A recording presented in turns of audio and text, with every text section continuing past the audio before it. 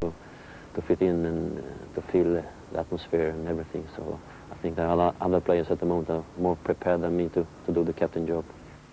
Which begs the question, who? Just another detail we're waiting to find out between now and the start of the season.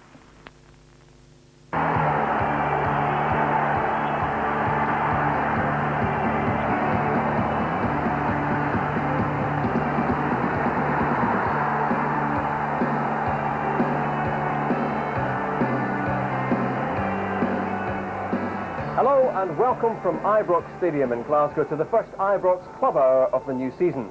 The Nike Family Day has created a carnival atmosphere outside and inside the ground. It's been a summer of hectic activity here, with players coming and going and a flurry of commercial business as well. Now the supporters get their chance to see the new Rangers. Here's a sample of what we've got to look forward to. The Italian connection and the pursuit of success in Europe as the best of Serie A come to Ibrox. The Swede, who's been tipped as a future captain of the club, he does it for Sweden. Will he take on the job here? And all the action from the showpiece match, Rangers in blue versus Rangers in white. And with me here in the studio to discuss all these events and more is the chief football writer of the Sunday Mail, Ian King, who's also penned a Rangers 9-in-a-row book. Well, Ian, that's been a fantastic period of history to look back on, but this is really the start of a new era at Ibrox.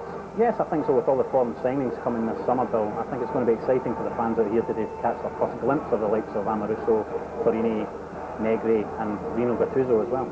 I know you're an enthusiastic follower of Italian football. You have to be a Rangers onlooker these days, don't you? Absolutely. I think it's a whole new blend for Rangers this season. I think the likes of Negri and Gattuso, I think, is going to be the secret one, because the fans haven't heard too much of him. Just a 19-year-old kid, but very promising.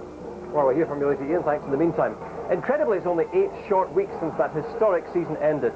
What's happened since then has grabbed the headlines throughout Europe as Rangers secured the services of some of the continent's biggest stars.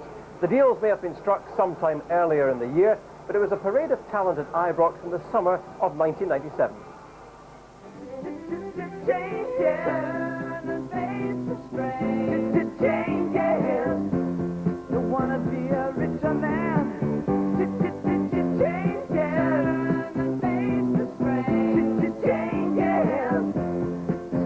To be a different man, time may change me, but I can't wait time.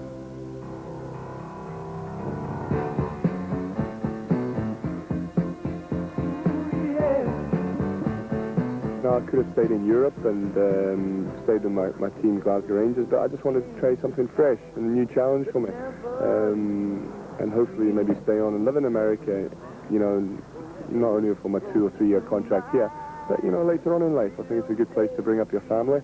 I'd say Kansas City is very good on that aspect. And hopefully I enjoy my 2 to 3 years here. And who knows, maybe stay on in Kansas City.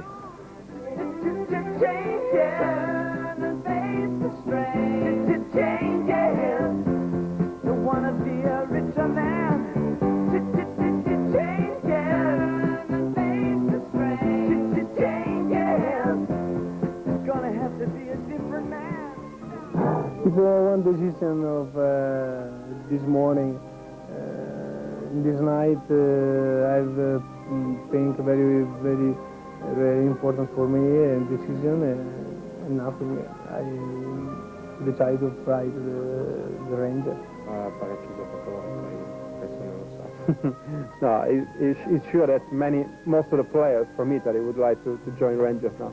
I signed for Glasgow because I think that in Europe is an important team, and so for me it's important to play in Europe. It's a bigger club and a bigger stadium, and I don't know if there are any other things that is so different. But, Yeah, it's a long wait, but I'm looking forward to this now, and I think and I hope that it will be a very good season for me and for Rangers. I know a lot about it. From my time when in Australia, you always hear about Rangers and Celtic, the big clash. And I've spoken a few times with Pierre Van Hooijdonk about it, and so that's yeah, you can't compare it with anything else. Well, the explosion of transfer activity was no more than that promised by Chairman David Murray. The £40 million cash injection to the club through businessman Joe Lewis has been earmarked to strengthen the squad for the European campaign. The chairman also took action where there were suggestions that high-profile players such as Paul Gascoigne and Brian Laudrup might be leaving. So just what are his views on the summer's events?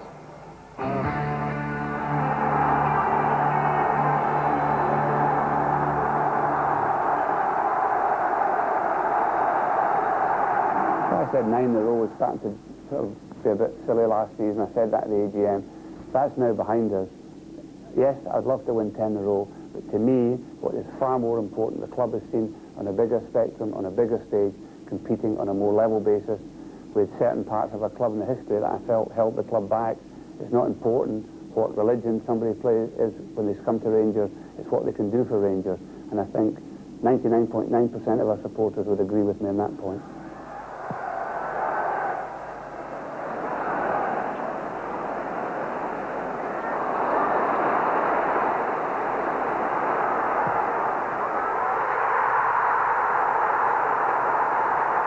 I don't want it to be a notch on my belt that I managed to ask Brian to stay.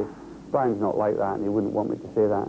I think we should all be delighted he is staying and continuing to enhance Scottish football. Well, we talked about the game, the club, the way the club was going, and he was happy with what I said, and I was delighted that he responded.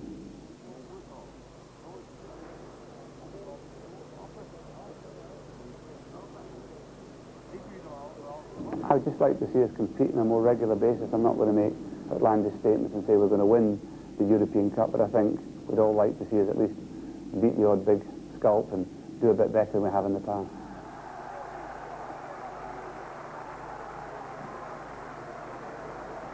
Well, it's about what he wants to do with his life. Money's important to Paul, obviously. I mean, we've had a couple of offers from other clubs in the last few weeks, but he's happy at Rangers and Rangers are happy with us. We never really got an opinion about Paul Gascoigne, but when he's playing football, he's the one we want in the midfield playing for the club.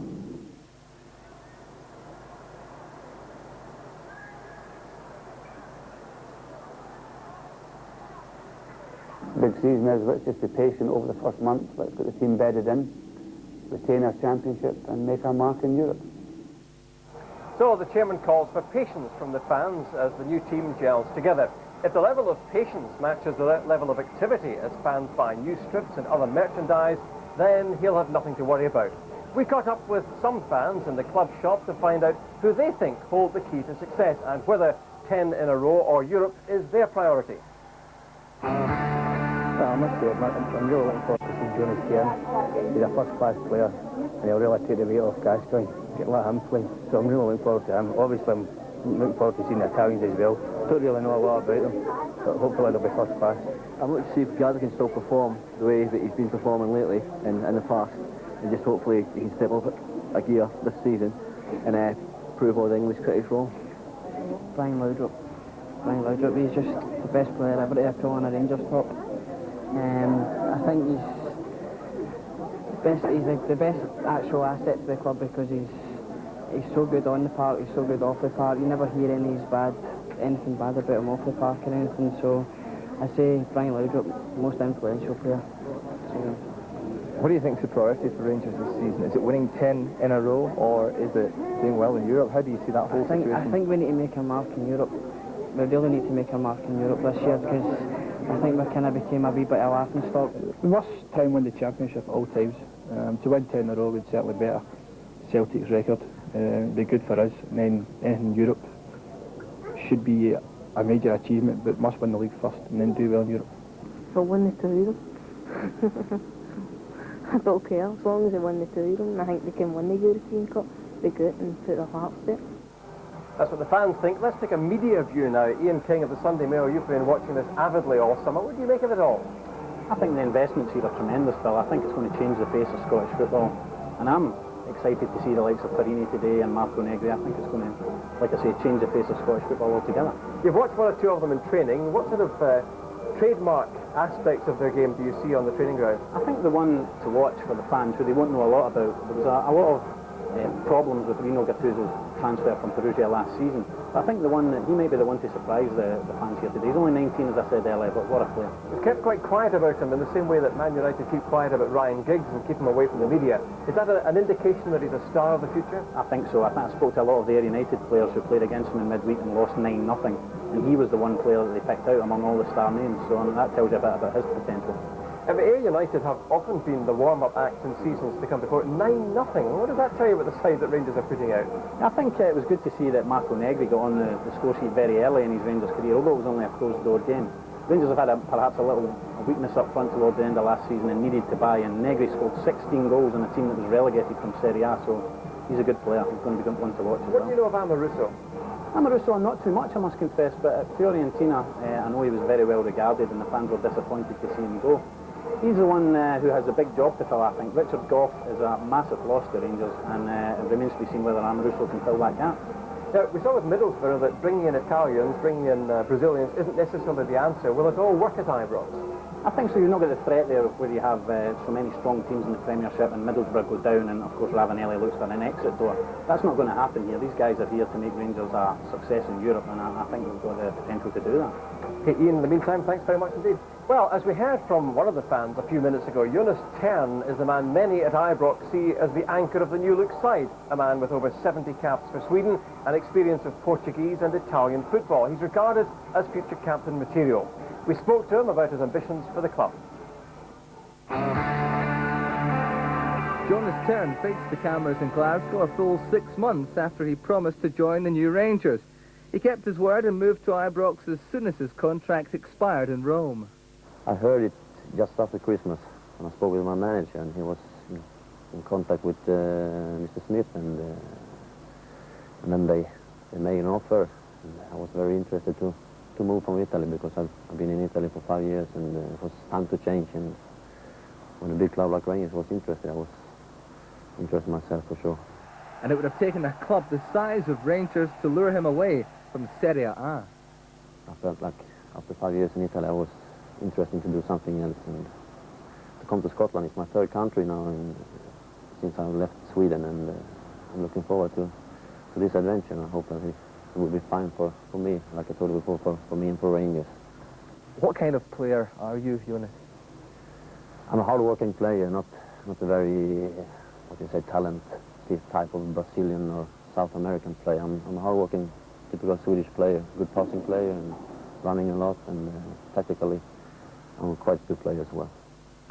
Jonas Tern doesn't know yet who he'll be playing alongside for Rangers, but with so many great midfielders at Ibrox, you can be sure that the Ibrox heart is stronger than any other in the country. I'm going to play in the centre of midfield. I think all other players is very good, and whoever who's going to play with me, or I play with other players, I think all the players are good here, and it's important for a big team to have a big squad, not only 11, 12 players, to have 20 players, very good quality, and I think Rangers is a team that has 20 very good players. It sounds like a very exciting midfield. It could quite easily have Tern, Gascoigne and Albert. Yeah, it's a lot of good players, like I told you, and I think if Gas is playing like he has done with his national team, and last season he scored a lot of goals here with Rangers as well, I think he's one of the top players still in Europe when he's very good. The Rangers' first team be the Rangers' second team. It is Tern's first outing at Ibrox in the blue of Rangers. He of course played at this stadium for Sweden last year. The arena is one of the most beautiful, I think. It's fantastic because the crowd is very close to the pitch, and I remember the game we played with Sweden against Scotland here, and we played a good game, but I think Scotland, with the crowd, they won the game, because it's always difficult to have, even for the referee, I think, to have the crowd always close to the pitch, and yelling on every game. It's always the same thing, and I think I spoke with Jockey, the Swedish player here in Glasgow, and he told me that the supporters here is just fantastic. How important for you is it to have Joachim Björklund, a familiar face, at this club? In the beginning, I think it's very important, because I'm new here and everything is new for me, so just to come here to the training and to the stadium is difficult in the beginning, because I'm staying at Jockey's home now, so it's a good help for me. And there's a whole world of discovery outside Jockey Bjorklund's house for Tern. He now has to discover what it's like playing in the Premier Division, something he knows little about. I've seen a lot of games the last season in Italian television because they have this paid television and you can see a lot of British football. And you can, I think I saw 3 games the last year. And it's a good team. It's a good structure of the team, and I think it's a big club that can do very well in Europe if we qualify for the Champions League. Obviously, that's a priority. Europe very much to the fore at Ibrox. How well do you think this club can do in Europe? Yeah, first of all, we have to qualify because it's not so easy to qualify because every year it's getting more difficult. And if we only can do that, I think Rangers can do very good in the Champions League after, because there are a lot of very big teams, but if you qualify, I think you're good enough to play well and to do well. With Richard Goff sunning himself in the American Soccer League, could the Swedish international skipper pick up the captain's armband where Goff left off? Not like Goff, because he's been here for a career, and I think it's different. And I think there are other players who's more prepared than me to do the captain job at the moment here in Rangers. We'll see what Mr. Walter Smith are saying, but first of all, I think the main thing is to do well in the pitch, and then if you are the captain or not the captain, that's not the main point. A lot of speculation about who'll replace Richard Goff as captain. Does he stand a chance? Well, I think we'll have to wait till things settle down in the season. We've got a lot of new players coming in, so it's not been an easy position for us to fill. So we'll have to wait and see. Somebody will come to the fore. And Jonas is captain to teams that he's played for, so we would hope that he would come into the category of possible captains. Well, the question remains, Ian, will Jonas Tern be the new Rangers captain? I think he has all the qualities to be one, possibly in the future, Bill, but a tremendous player to get to Ibrox, someone of that calibre, and I think it'll be interesting to see how he links up with Gascoigne. We've talked about the Italian job, the Italian connection. What about the Scandinavian job? I mean, half the team is now Scandinavian. Absolutely, and I think the best signing of the summer that Rangers made was keeping Brian Laudrup at this club. Very shrewd piece of chairman. Yeah, I think once the chairman gets players into a room to negotiate with them, they tend to either come to the club or else remain at the club, and Brian went to Jersey and he stayed. Now, what about the other Scandinavians? What do you know of them? I think Stensis is going to be a good replacement for David Robertson. Again, like Goff, a big hole to fill. But Stensis has been in the Champions League with Rosenborg and a very, very good player. Yeah, that Finnish connection as well there. Yeah, Antti Naimi in goal. Again, what a massive job that is, trying to take over from Andy Gorham. And will he be asked to take over, or is he there really to give, I suppose, support for the team? Because when Gorham's been out, Rangers have struggled at times. I think last season you saw with the short-term signing of Andy Dibble, and when Theo Snelders was injured on the run into 9 in a row, that was a big, big problem for Rangers, and Walter Smith's rectified that this season by getting Naimi, who is a very good keeper, and will keep Gorham on his toes for the first team jersey. And on that point, you've seen a very slim-looking Andy Gorham in recent weeks. He's obviously been working hard in the close season. Yeah, I think Andy, the last time Andy had any problems at Rangers, he was put in the transfer list and he lost, I think, 1.5 stone in weight, got himself back into shape. Andy Gorham is, without question in my mind, the best goalkeeper in Europe. Naimi has a job to take the jersey off him, so it's going to be interesting to see that one. We also see this fellow Johansson from Estonia coming into the team. Now, he's not quite Scandinavian, he's Baltic all the same, but we know a bit of Estonia. We've played them, well, a bit, 2.5 times you might say. So what do you make of him? I'd rather not remember that Estonian game in Monaco, but Johansson, I think, it's going to be interesting to see how he fits in here, if the deal is sealed next week and how he fits in. We've never had an Estonian player over here, obviously. But, I mean, he must be a good player if Walter's looking at him that much, and it'll be interesting to see again. I know he scored 2 at Ayr in midweek again, so and the players, they were very impressed with him again. One thing you've mentioned to me is the attitude towards the media of players of Laudrup's category, even offering the media his home number, which is unheard of in some quarters. They obviously have a very professional outlook, a viewpoint towards the whole big picture of playing in football in Scotland. Absolutely. I think Laudrup is a fantastic ambassador for Rangers, and I think Jonas Tern, from what I've seen and dealt with him so far, will be exactly the same. The players know the value of the media, they know the value of using us to get to the fans, and Laudrup a consummate professional. Now, we see pictures of Italian football week in, week out on our television screens in Scotland. How will this compare? I think today is obviously only a taster, but for Jonas Tern it's going to be a big discovery journey going through, especially to the likes of Dunfermline on a wet Wednesday night. It's going to be interesting. But He's here for the big picture, I think. The likes of Jonas Terner's here for the Champions League, and I think most of Scottish football will hope that they get. A crowd of over 50,000 to watch a training session, and that must be a revelation, even to those who've experienced Serie A. I think the likes of the new players are going to be astonished by this when they come out today to see a full house here to watch them play in what is virtually a bounce match. Quite astonishing. I mean, I can't imagine that happens in Italy. Does this change the attitude of fans towards European football? Do we all have to pay far more attention to what's happening in Europe these days? Yeah, I think Rangers fans, perhaps last season understandably, were obsessed by 9 in a row and matching Celtic's record. Now, a 10th title I think would be a good aim for the club, but Europe is a big picture, and I think Rangers have to, the chairman says it consistently, they have to look at the big picture and try and make a mark in Europe like they did in 1993. And in terms of what we're seeing on display today, we have, I think, 6 Scots in the starting lineup, which we'll come to shortly, but that gives you an indication of how far Rangers have gone down that European road. Yeah, it's becoming impossible to interview anyone at Ibrox without an interpreter these days, but yeah, I think last season they've achieved the 9 in a row. They knew they then had to move on, and they've done that in the summer by spending £15 million. You can't question their ambition. Well, Ian's given us his insight on the Scandinavians and Italians in the lineup. Let's now find out through David Tanner what Walter Smith has planned and how he's distributed the new players between the two sides. Well, before we look at today's team lineup, Bill, let's first of all look at the thinking behind this event, the public trial match. The man who decided to bring it all back after 31 years is with me now, the Rangers manager, Walter Smith. Well, Walter, what is the thinking behind this public trial match? Well, initially we had no home game to play before the start of the season. So I thought it was maybe a good idea, seeing the number of new players that we have, that we introduced the public trial match again. And I never thought for a minute it would take off in the manner in which it has done, but still some terrific response from supporters. Obviously I'm too young to remember it back in the 60s, but you were there as a kid, presumably. Thank you very much. Yes, we can cast our mind back to that, and it was an annual event at Ibrox, and a very popular one at that time.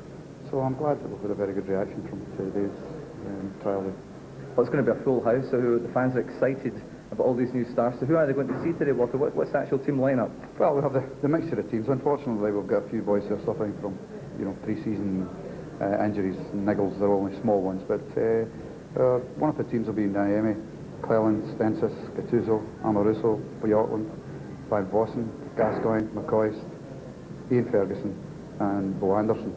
On the other side, we have Theo Snelvers in goal, Stephen Wright, Tony Wiedmar, Sergio Perini, he was in turn, George Alberts, Gordon Dury, Ian Durant, Marco Negri, and we have Brian Laudrup.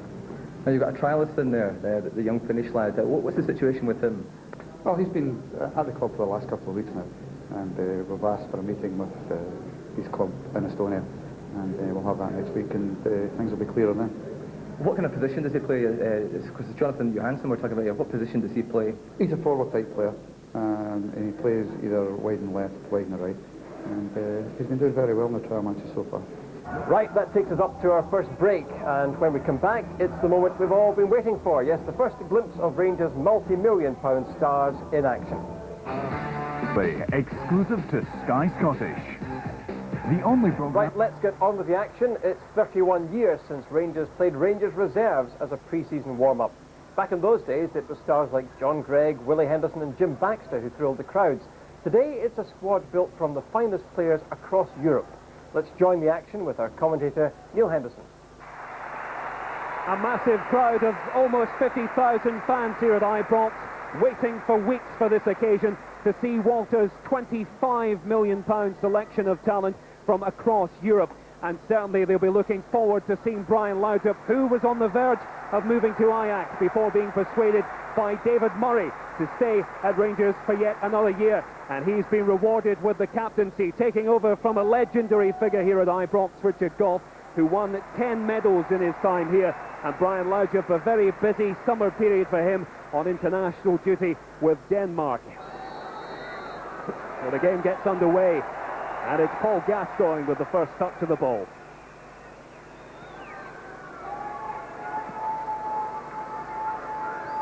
Now Van Vossen. Negri running through. Back to the Blues again. And it's Johansson on the edge of the box, and Ian Ferguson quickly gets in there to clear the danger. So a big cheer for Brian Laudrup as he takes the first corner of the match. Last year's Player of the Year, Durant. Albert. And Stensis picks up quickly. Finds Van Vossen. Back with Laudrup again.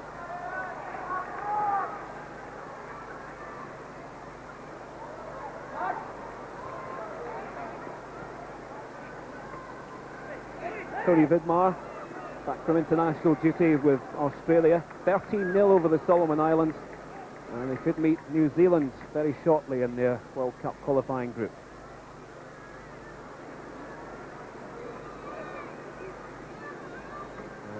Gordon Durie, another 2 years at Ibrox after signing a new deal.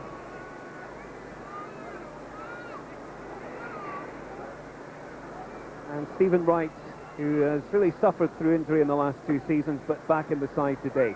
Perini. Quickly swept up by Amoruso. Stensis. And Bo Anderson.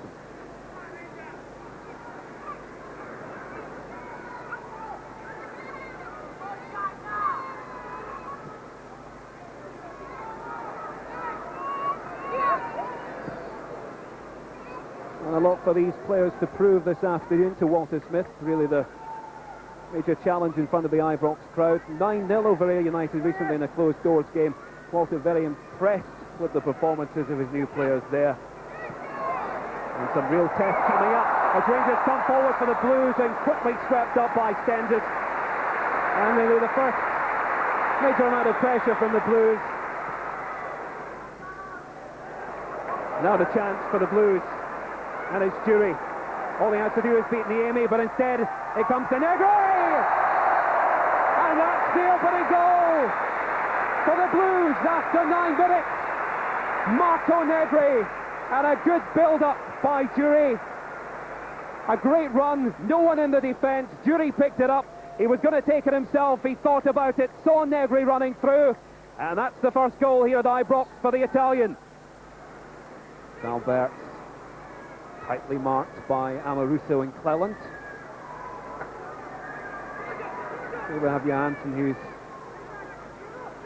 making use of this trial for the next 14 days or so to give Walter Smith a clear indication of his talents. Here's Turn now. Will he try a snapshot? He does! And blocked well by Niemi. The first shot of the match by Turn. And tremendous power in that shot. And down came the Finnish goalkeeper. The 24-year-old gripped it before any more danger or pressure could be put on him.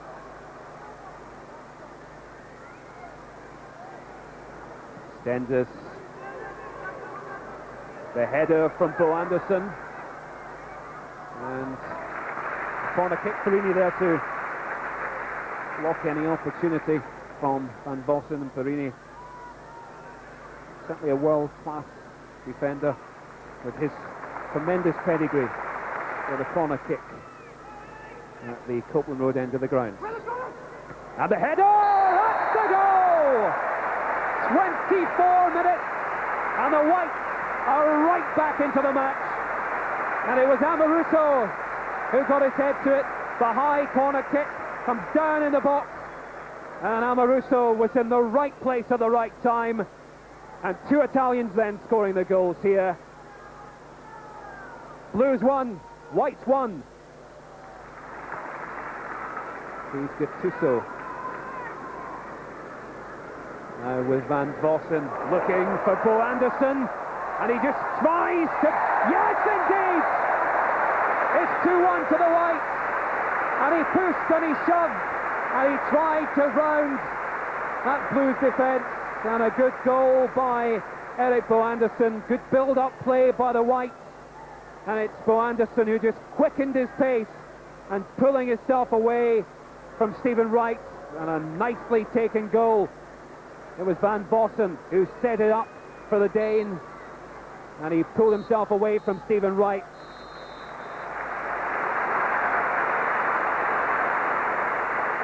The Whites now. with Ian Ferguson. And for Amoruso.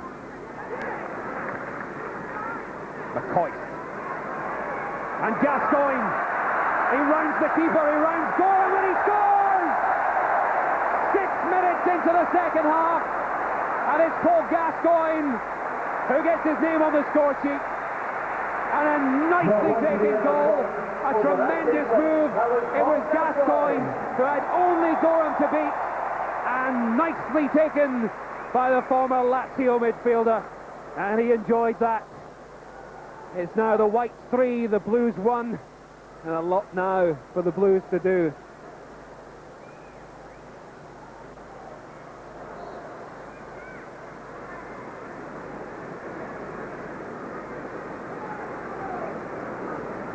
Now Johansson trying to break forwards.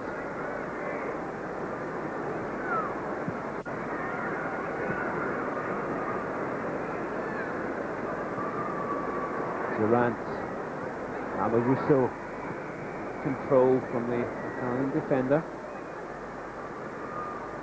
Durant and Stephen Wright. And Stephen Carson just going to make a name for himself this afternoon with Boyack. A real Swedish contingent in the Whites today. Joachim Bjorklund and White in Jonas Stern and blue. Bo Anderson now picks up his pace. Good opportunity now for Van Vossen and McCoy! And another great build-up by the Whites. 7 minutes into this second half. And the Whites capitalising on the 3-1 lead. It was Van Vossen, cuts it back from McCoy. Nice play from Gascoigne, and he saw Bo Anderson in space. Van Vossen, he would have taken himself, but not selfish, saw McCoy just to his right, and it's now the Whites 4, the Blues 1. Turn. Negri tries to turn past Bjorklund. Will he succeed? Negri, the header from Albert. And his first real striking chance, or real chance to score this afternoon. Signed from Hamburg for £4 million in the close season last year. And look at the skill from Negri, good close play, and Bjorklund marking him tightly. Nice chip and the header from Albert.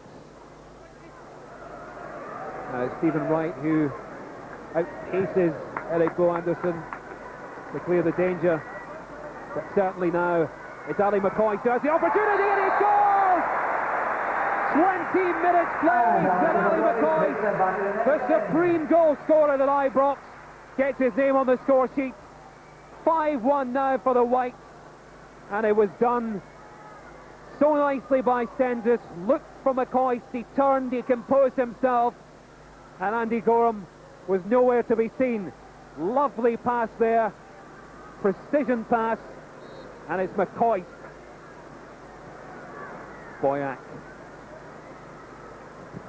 just tries the shot. Oh, and the lovely overhead kick from Marco Negri, showing how versatile a player he is, trying attempts from all different positions.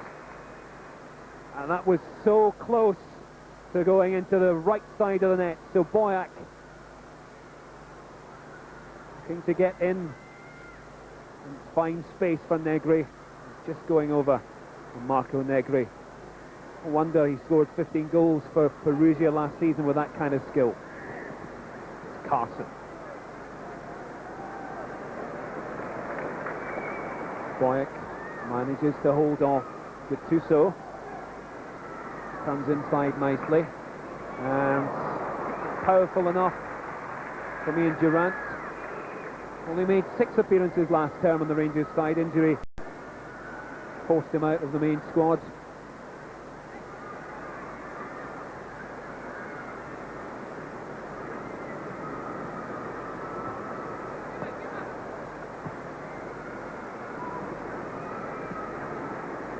Bjorklund.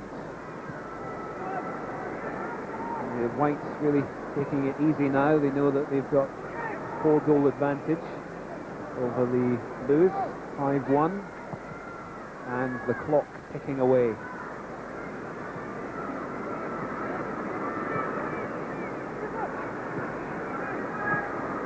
Gascoigne for Van Vossen, a throw-in to the Blues.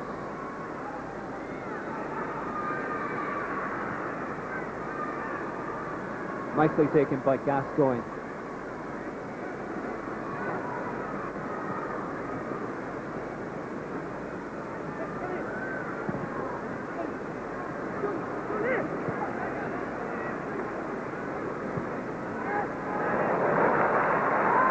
Here come the Whites again. This is a chance for McCoy to increase his lead, and he scores! Extra hat-trick!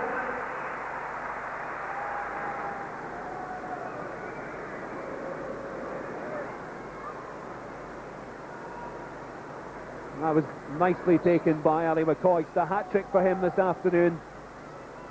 Now 6-1 to the Whites.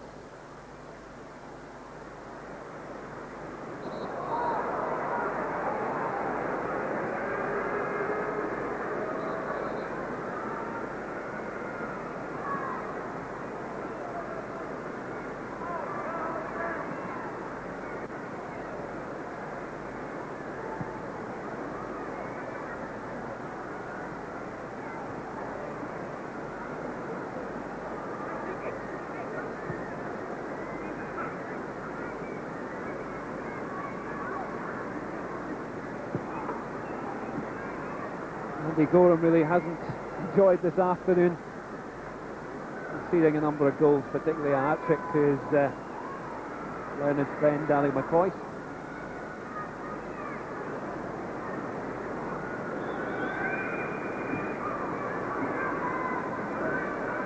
And the Blues will want to try and get another goal on the score sheet. The Whites very strong at the back and in midfield, particularly coming forward. Ali McCoy has enjoyed a hat-trick. Paul Gascoigne, Bo Anderson and Amoruso with the others.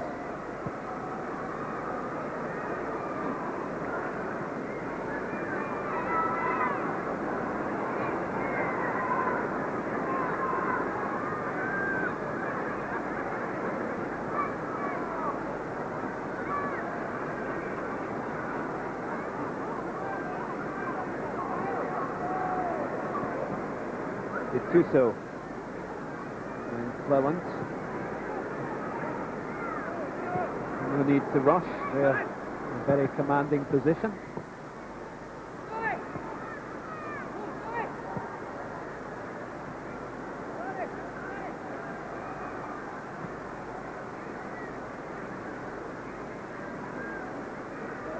Boyack tries to bypass Ferguson. Carson.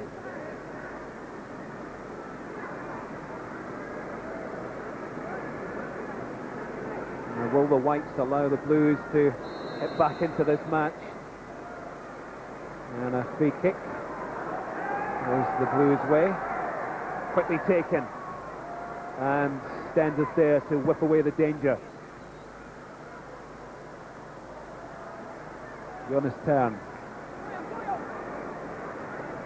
Pressing forwards, trying to also get his name on the score sheet so far. Marco Negri, the only one to be successful in doing that.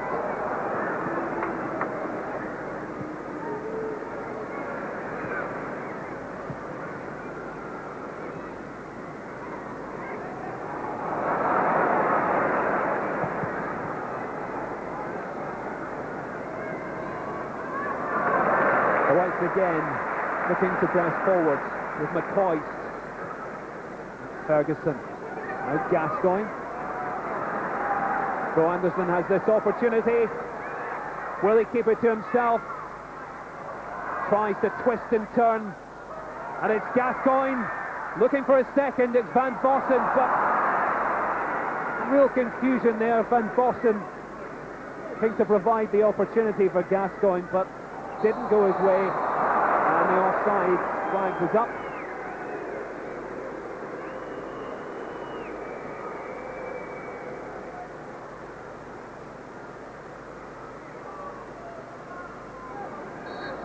And the flag up on that occasion as well.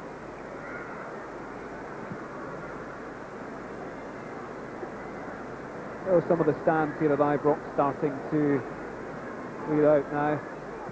Maybe the supporters of the Whites are content with the 6-1 scoreline, but the Blues certainly aren't. Oh, and the touch there from Negri, no power in that shot at all. And Niemi diving to his left. Nice move by Johansson. He was looking up for support inside the penalty area, and not quite powerful enough from Negri. Could have chipped the keeper there, but instead right into the hands of the Finn. As the Blues come forward again, and maybe the Whites taking their foot off the gas a bit, and it was Albert trying to test Niemi. So much power in the German shot. Let's have a look at this one. So much speed and power in that left foot, and just going high over the bar. Gascoigne wants a second goal, and it's Van Vossen who slows down his pace. The flag was up.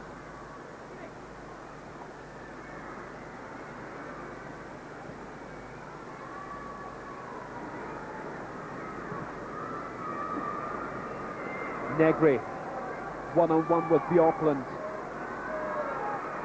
and he comes down, and that is a penalty kick, and it may be a soft penalty, but Negri did come down. And let's look at how it happened. He was tightly marked by Bjorklund, tried to bypass the Swede, and he was impeded, came down, and that's the penalty which will be taken by Negri. But instead, it was an attempt there by Ian Ferguson to bring some hilarity into the occasion. But it's Negri now who will take this, looking for his second goal of the afternoon, and it's well saved by Niemi. Maybe looking for some more power in that shot, but too late here at Ibrox as the Legions give both sets of fans a standing ovation after an incredible hour of football. And it was the Whites who scored 6 goals this afternoon through Amoruso, Bo Anderson, Gascoigne, and a hat-trick from McCoist. So here at Ibrox, join us again after the break. So there we are, a resounding victory for the Whites, but what has that shown Walter Smith? Let's now have the views of Ian King, chief sports writer of the Sunday Mail. Ian, who was a standout for you? Well, Lorenzo Amoruso for me, Bill. I thought he looked outstanding. His distribution was immense. I thought he looked very commanding in the centre of defence, and Rangers might just have found that replacement for Richard Gough after all. That's the point, isn't it? That Gough has gone and left a huge hole there, but do you think Amoruso is the man to fill it? Well, obviously you can't really judge on a day like today, but I thought he looked a very, very impressive player. He slipped in well beside Bjorklund there, and that looks a good combination for Rangers for next season. Of the imports on both sides, who stood out for you? I thought Gattuso did very well, the kid in midfield. He a bit of the Stuart McCall's about him. He looked very, very comfortable in there, and a nice player. Tern is a quality player. Tern will step up when the real action starts. And Negri had a fantastic overhead kick and a nice goal, although he missed a penalty late on. Negri has a sharpness about him though, hasn't he? Yeah, a little bit of the Mark Catley's about him. Not quite as combative as Mark Catley, but a nice finish for his goal. Well, he'll rue the penalty miss, although I'm sure Niemi won't let him forget about that. But I thought the overhead kick was exciting, and he looked a good striker. Gorham, you have to say, didn't look 100% committed to picking up a pre-season injury, did he? Apart from when he chased after Gascoigne for the England-type celebrations after the goal. But yeah, Gorham, I think, will be the number one when they